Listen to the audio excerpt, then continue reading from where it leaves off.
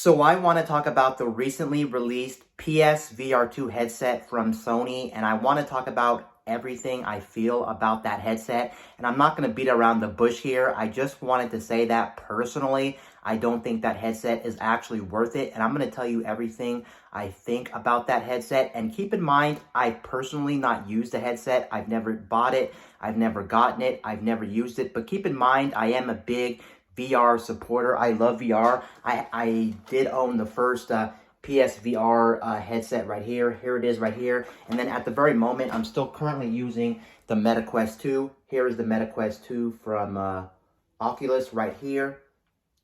So you can see I am a big supporter of VR technology, and I love VR technology, but unfortunately the PSVR 2 is just not it, at least at the current moment. This may change in the near future, of course, but as it stands right now, around the release of the actual machine, I cannot justify, and I think a lot of people feel the same way here.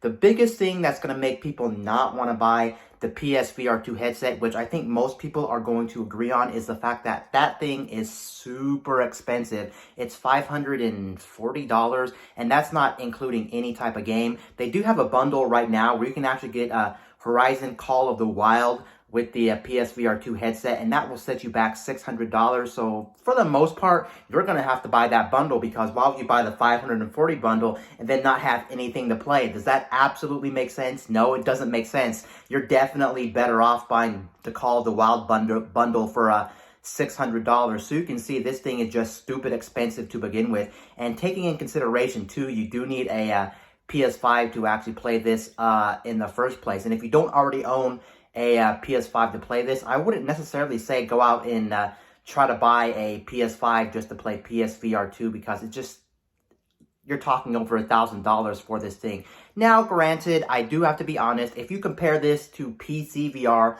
with things like the Valve Index, then of course that's probably a cheaper option, to be honest, because if you get a gaming compatible PC that can run VR games to begin with, and then you get a headset like, for instance, Valve Index, and you're talking some really expensive money there. So it's pretty much on par, or maybe a little bit cheaper than something like PCVR. I didn't really do the math there, but at least when you compare it to something like the MetaQuest 2, it is definitely much more expensive to get into. Sure, the headset is not that more expensive than the MetaQuest 2, considering they actually upped the price, I think last year, to $400 instead of $300 for the headset. But that's not also including the PS5 you're going to need if you don't already have one for PSVR 2. So you can see PSVR 2 is really expensive. And the one thing that really does suck, at least around the time of the launch, is the fact that a lot of these games on PSVR 2 aren't actually brand new games. I've been checking out the library of those games, and a lot of those games, if not all of those games, or a lot of games, frankly, you can get other places. Like, for instance, a lot of them already on my MetaQuest 2, so it kind of gives me not really a good incentive to want to go out and buy a PSVR 2, taking in consideration I don't own a PS5 in the first place. Why would I do that when I already have this? Sure, it's going to be less quality, of course, because the visuals on this aren't as strong as something like the PSVR 2. I'm not going to sit here and try to lie and try to say this is a better headset. This is not a better headset in some aspects compared to the PSVR 2, but at least I can play some of those same games that they're promoting on the PSVR 2. Yeah, it just sucks that that thing is a really cool idea, but it's just too expensive. And if you never used VR, or maybe you have used VR, especially if you use something like the MetaQuest 2 right here, I will have to admit, and I think a lot of people agree as well, VR is kind of a novelty. It's not something that you're going to stick with. A lot of times people try it out and they like it, but they don't play every day. It's not something that you can actually replace a normal gaming console or a PC with. I personally think that, and I think a lot of people agree with that. Some people I have heard use VR every single day, but I think that's just not the case, especially what type of games we are getting in VR. We're getting a lot of these games that are much more simple and a much more smaller projects than something like a big budget AAA game from all these other studios that are full-fledged games that really feel like they're worth the money. And I feel like a lot of these games you play for just a little bit and then you get bored and then you move on. So trying to justify all that money for something like a PSVR a PSVR2 and a PS5 is just out of the question for so many people, and it really does suck as well. I think that's one big problem with VR today is VR is such an expensive thing, minus maybe the Quest, but it's still expensive. I'm not trying to deny that. But since VR is so expensive to begin with, it's really hard to get people on board with VR. And since not a lot of people adopt VR the same way they do with like a gaming PC or like a normal console, it really does mean that less developers are going to want to develop things for VR because the fan base or the install base is just not there. That's why we don't see these crazy ass games compared to what we see with a normal AAA game on like the PlayStation, the Xbox, Nintendo, and the PC. We just don't see it, and it does suck. I do hope there is a day when VR becomes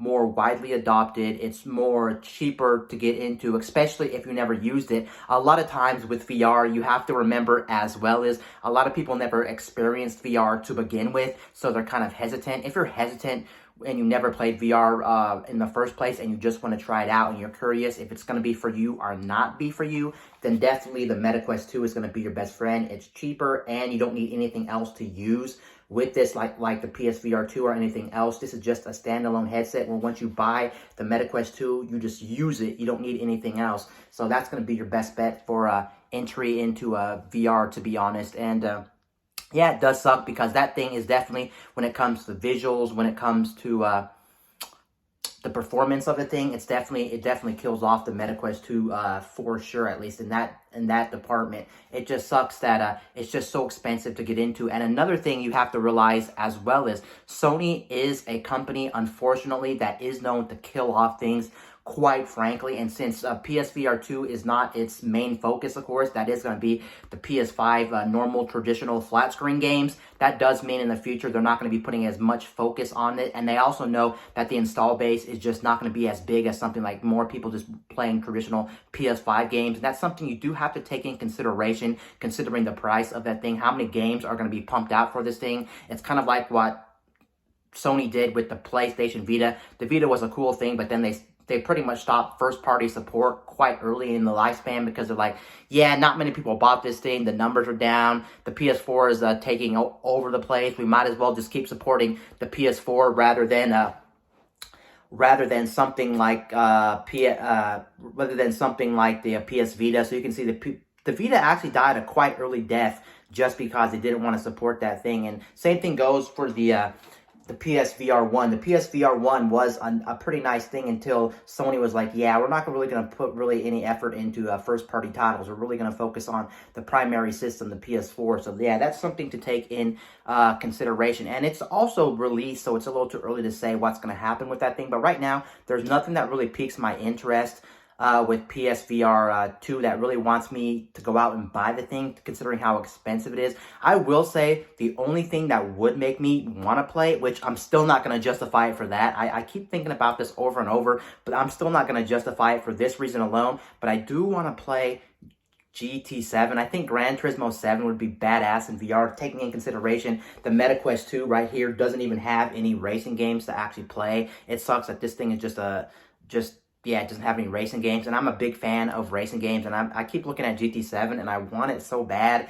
but I'm not gonna fall for that because I know what's gonna happen. I'm gonna waste all this effort and all this time getting this thing, and I'm gonna be all excited for it, and I'm gonna play it for a while, and then probably end up getting bored like a lot of people, and then it's just not gonna be it. Even if somehow I didn't get bored, let's say with GT7, and I was addicted to GT7, and I played it every day, racing around, being in some of these badass cars, I will have to admit that yeah, it's still not gonna be justifiable for me considering how expensive that headset is and everything like that. And there was something else I wanted to say about the headset as well, which I forgot to mention in this video. I know there's something I wanted to say about PSVR 2, because PSVR 2 is just too expensive, but it's a really nice headset. It's really going to be hard. I'm really curious to see how this thing's going to fare out in the numbers.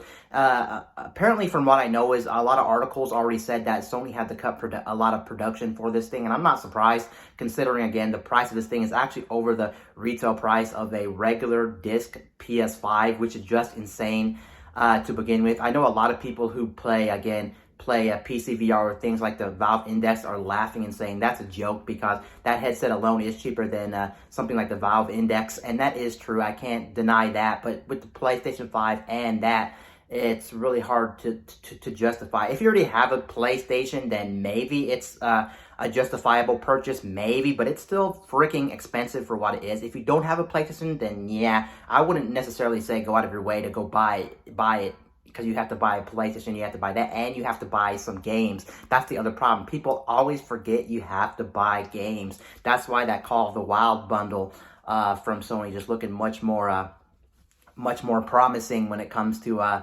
PSVR2. It sucks too because PSVR2 looks like it's an amazing piece of technology, considering also if you're using, I did forget to mention, now I remember now, I did forget to mention in this video that the other bad part about the PSVR2 is it's not backwards compatible. Why is it not backwards compatible, Sony? Are you trying to make us rebuy games over and over, or are we just stuck playing some of the games that were on PSVR1?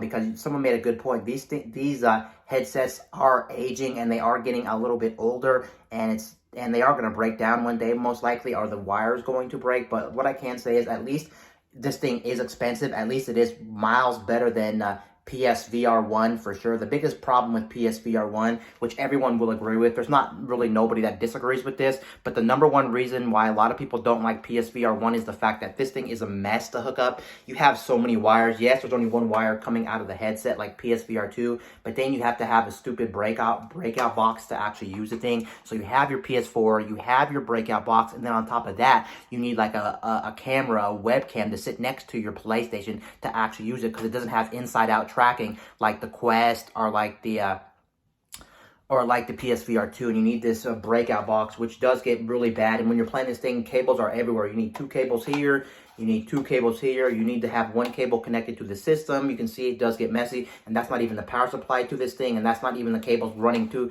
the PS4 as well. So you can see this thing is just a gigantic mess. So it is nice that the PSVR2 at the least is a plug-and-play headset. You only have one cable that goes to the PS5. You plug it in and you play your games, and they have motion controls in the box, kind of like the Quest. You don't have to have something really rigged up weird like the PSVR1, which were using Move controllers from the PS3 era, which didn't really make sense.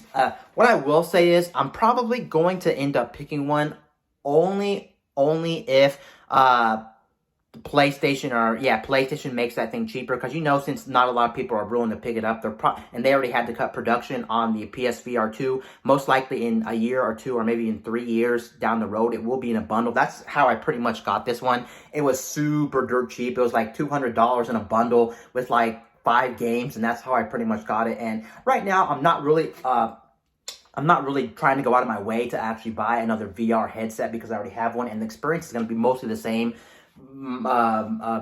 Just the only difference is I'm going to play either some different games like GT7, or the thing is I'm going to be getting a little bit better visuals when it comes to the gameplay, and that's not really worth it, considering, again, in my opinion, VR is more of a novelty than something you'd want to play all the time, because there's too many things that kind of bother you. Either the games aren't the same quality, you get bored, or more, for instance, you have to put on a helmet every time, and then you can't really enjoy what you're doing. It's not as relaxing, in my opinion, as something like sitting on a couch, coming home from your day, sitting down, playing a game, and then calling it a day. Also, you can't do things like eat. You can't use your phone while you're in the VR headset. If you just wanted to check something, you want a more relaxing experience and just laid back, you can't really do that, and it's sweaty in there and things like that. But it's still cool, and I'm not knocking the PSVR2, but I think at the very moment, it's just a no-go, and I think a lot of people will agree on it, because it sucks that it's such a good headset. It's just unattainable for a lot of people out there. We'll just have to wait years down the road until we get a sell on that thing,